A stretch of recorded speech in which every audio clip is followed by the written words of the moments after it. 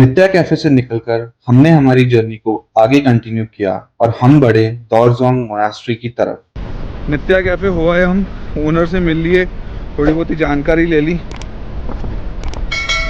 यहाँ पे इनकी कैंप साइट वगैरह भी देखी, तो overall experience was good. Now we are heading to दौरजोंग मोनास्ट्री और उसके बाद चामुंडा देवी टेम्पल। न्यूगलखट से लगभग 21 किलोमीटर की दूरी पर स्थित इस मोनास्ट्री तक पहुंचने के लिए हम खूबसूरत रास्तों के नजारे लेते हुए आगे बढ़े।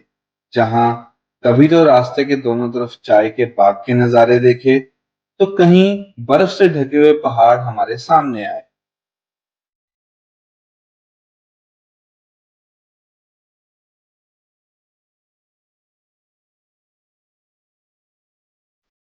और यहाँ से स्टार्ट होती है हमारी ऑफ रोडिंग टू मोनास्ट्री।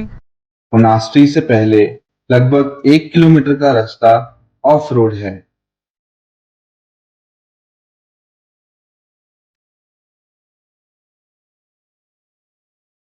ये है मोनास्ट्री,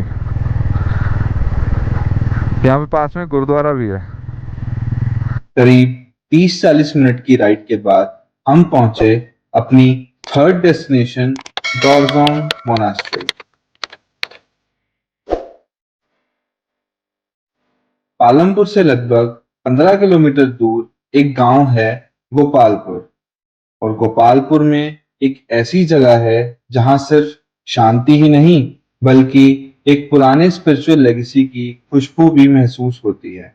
ये मोनास्ट्री द्रुक्पा काग्यू ट्रेडिशन से जुड़ी हुई है, जो तिब्बतन बुद्धिज्म की एक 700 साल पुरानी परंपरा है। हिज एमिनेंस दोरजोंग रिनपोचे के द्वारा इसकी स्थापना 2001 में की गई थी। और सबसे खास बात यह है कि इस मोनास्ट्री का उद्घाटन खुद हिज होलीनेस 14 दलाई लामा तेंजिन ग्यात्सो जी ने किया था। यहाँ पर एक प्रॉपर मोनास्टिक इंस्टीट्यूट भी है, जहाँ यंग मॉन्क्स 9 साल का बुद्धिस्ट फिलॉसफी, रिचुअल्स और मेडिटेशन का ट्रेनिंग लेते हैं। और वहां पर एक मॉन्क से बात करने पर हमें पता चला कि मॉन्क्स को कुछ इन टोटल 436 रूल्स हैं जो फॉलो करने होते हैं। और जब हमने उनसे पूछा कि मॉन्क बनने की कोई स्पेसिफिक एज होती है, तो उन्होंने कहा कि ऐसी कोई स्पेसिफिक एज नहीं होती, बट मिनिमम 8 से 10 साल की एज प्रेफर्ड है। ये जगह सिर्फ मॉन्क्स के लिए नहीं है। अगर आप विजिटर हैं और शांति ढूंढ रहे हैं, आप भी इस माहौल का हिस्सा बन सकते हैं। हमने अपने गैजेट्स को एक साइड पर रखा और यहाँ बैठकर सिर्फ रिलैक्स किया। धौलाधार पहाड़ों के बीच बनी ये मोनास्ट्री एक ऐसी जगह है जहाँ आत्मा को सुकून मिलता है। और अगर आप भी धर्मशाला या पालमपुर के आसपास हैं, तो दौरजोंग मोनास्ट्री जरूर देखिए।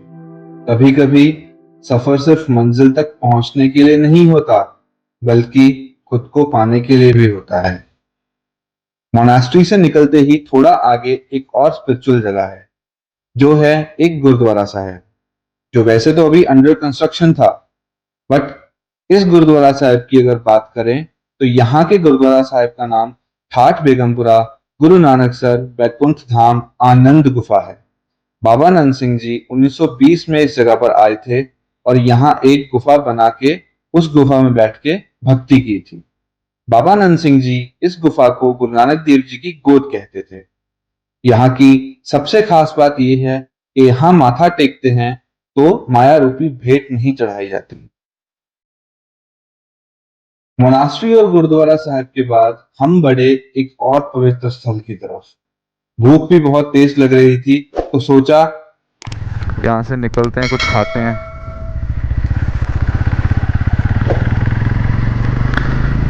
ये जो सामने कैफे में देखते हैं, अगर मैगी मिलती है तो मैगी खाते हैं। बट कहीं कुछ नहीं मिला। थोड़ा आगे बढ़े तो बारिश होने लगी। समझ नहीं आ रहा था कि रुकें या चलते चलें। लेकिन जब बारिश थोड़ी तेज हुई तो हमने रुकना ही ठीक समझा और धूप में होती इस बारिश को एंजॉय किया। फिर बारिश रुकी, हम चल दिए।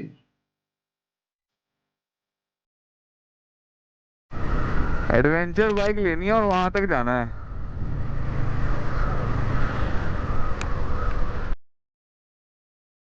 और करीब 15-20 मिनट के बाद हम पहुंचे श्री चामुंडा देवी मंदिर।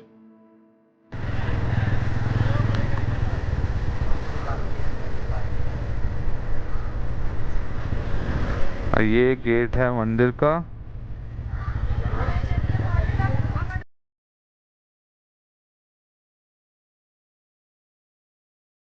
मंदिर के बाहर बहुत बड़ी मार्केट है, जहां से आप देवी माँ के चरणों में चढ़ाने के लिए और घर ले जाने के लिए प्रसाद ले सकते हैं। हमने भी पार्किंग की साइड वाली शॉप से प्रसाद लिया, और जो बात मेरे दिल को छू गई वो ये कि जब हमने प्रसाद लिया, उस शॉप वाले भैया ने कहा कि आप पहले मंदिर में हो आओ, आकर पैसे दे देना। फिर हमने प्रसाद लिया और मंदिर में चले गए। पालमपुर से धर्मशाला के रास्ते में ये मंदिर पनेर नदी के किनारे धौलाधार पहाड़ों के बीच स्थित है। एकदम शांत, एकदम दिव्य।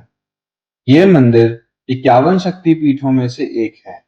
देवी चामुंडा माँ दुर्गा का ही एक अवतार है। कहते हैं कि माँ दुर्गा ने दो राक्षस चंड और मुंड का वध करने के लिए एक देवी का अवतार लिया और दोनों राक्षसों का वध किया, और इसी के बाद वो देवी माँ चामुंडा कहलाई। यहाँ पहुंचे तो पता चला कि ये मंदिर नया मंदिर है, और जो पुराना मंदिर है वो यहाँ से कुछ 10 से 15 किलोमीटर दूर एक पहाड़ी के शिखर पर स्थित है। कहते हैं कि वहां जाने के लिए एक पूरे दिन का ट्रैक करना पड़ता था, और इसी वजह से हर कोई वहां देवी के दर्शन करने नहीं जा पाता था। एक कथा के अनुसार सालों पहले कांगड़ा के राजा और मंदिर के पुजारी जी ने मां चामुंडा से प्रार्थना की कि वो किसी ऐसी जगह विराजमान हो जहां पर हर भक्त उनके आसानी से दर्शन करने आ सके। और मां चामुंडा ने उनकी ये प्रार्थना स्वीकार की और पुजारी जी के सपने में आकर देवी की मूर्ति स्थापित करने की नई जगह बताई। और फिर राजा और पुजारी जी ने मां चामुंडा की प्राचीन प्रतिमा को नई जगह पर स्थापित करवाया और इस भव्य मंदिर का निर्माण किया। इस मंदिर को चामुंडा नंदीकेश्वर धाम भी कहा जाता है, क्योंकि यहाँ एक शिव मंदिर भी है जो कि भगवान नंदीकेश्वर को समर्पित है। मां चामुंडा के दर्शन करके जब हम गर्भगृह से बाहर निकले तो दाईं ओर श्री हनुमान जी की एक प्रतिमा स्थापित है, और बाईं ओर एक सरोवर बना हुआ है। इस मंदिर में एक शमशान घाट भी बना हुआ है, और कहते हैं कि इस शमशान घाट में हर रोज एक शव जलाने के लिए आ ही जाता है। मां चामुंडा देवी के मंदिर का रेफरेंस 1993 में बनी एक हिंदी मूवी साहिबान में भी है, और उसमें भी ये बताया गया है कि इस मंदिर में शमशान का क्या महत्व है। यहाँ मंदिर के अंदर एक आइसक्रीम वाले भैया दिखे तो बस आइसक्रीम खाने की लालसा हमें उनकी ओर खींच ले गई। गाइस ये पहाड़ी आइसक्रीम है और ये पत्तों पे मिलती है।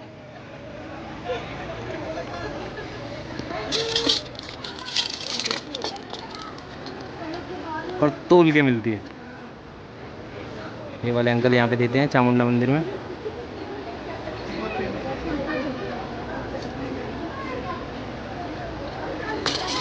₹50 की 100 ग्राम। 50 रुपए में 100 ग्राम आइसक्रीम का टेस्ट एक नंबर था। हम दोनों ने आइसक्रीम का आनंद लिया और फिर आगे बढ़े। मंदिर से निकले तो सोचा कि पहले होटल में चेक इन करके सामान रख देते हैं और फिर धर्मशाला की ओर बढ़ेंगे। अब जा रहे हैं होटल। जो होटल मैंने देखा था वो यहाँ से पास ही है। मंदिर से कुछ ही दूरी पर हमारा होटल था, तो जल्दी से वहां पहुंचे, सामान रखा, थोड़ा सा रेस्ट किया और धर्मशाला के लिए निकल गए।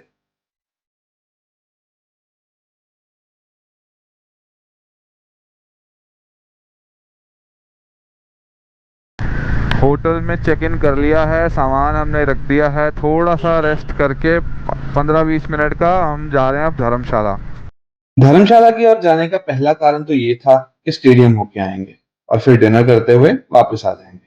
लेकिन रास्ते में एक सेल्फी पॉइंट दिखा तो सीनिक व्यू का आनंद लेने के लिए हम कुछ देर वहीं रुक गए, और इसी चक्कर में स्टेडियम के लिए लेट हो गए। बट ये सीनिक व्यू बहुत ही अमेजिंग था। ऐसा फील हुआ कि अगर थोड़ी सनलाइट में इन पहाड़ों को देखा जाता तो शायद ये ज्यादा सुंदर लगते।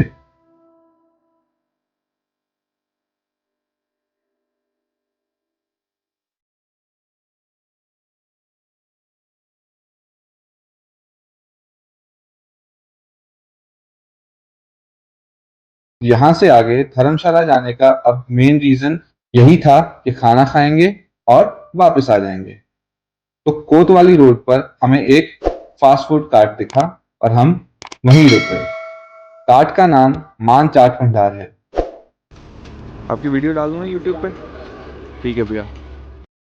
हमने भैया से पूछा कि उनके पास क्या स्पेशल है, क्या स्पेशलिटी है उनकी। तो उन्होंने बताया टिक्की बर्गर, छोले कुलचे, टिक्की चाट, टिक्की बर्गर, टिक्की बर्गर, छोले कुलचे, छोले कुलचे और कटिंग बर्गर है, कटिंग बर्गर, मतलब काट के छोटा छोटा पीस करके 3 टिक्की डाल के अच्छा। प्लेट में दही, प्याज, टमाटर, खीरा फूल डाल ये है। पहले छोले कुलचे खाएंगे और फिर आपका एक कटिंग बर्गर ट्राई करेंगे, ठीक है भैया? ओके जी। But this is how stuffed kulcha looks like. इसको टेस्ट करते हैं, फिर बताते हैं आपको कैसा लगा, भैया को भी बताएंगे हमें कैसा लगा। दिख तो अच्छा रहा है, उसके बाद हम कटिंग बर्गर ट्राई करेंगे। This is cutting burger. और हमने फिर छोले कुलचे खाए और कटिंग बर्गर खाया। And trust me, both the things were equally amazing. इतने में काफी टाइम हो गया था and we thought of heading back to the hotel. बस फिर हम निकले धर्मशाला से और अंधेरी राहों में ठंडी हवाओं से बातें करते हुए हमने अपने होटल का रुख किया। नेक्स्ट डे का हमारा प्लान अंद्रेजा पोर्ट्री होते हुए वापस दिल्ली पहुंचने का था। और आधे घंटे की राइड के बाद जब हम होटल पहुंचे तो ज्यादा टाइम ना वेस्ट करते हुए सो गए, क्योंकि अगला दिन बहुत लंबा होने वाला था। मिलते हैं आपसे अगली वीडियो में, तब तक के लिए राधे राधे।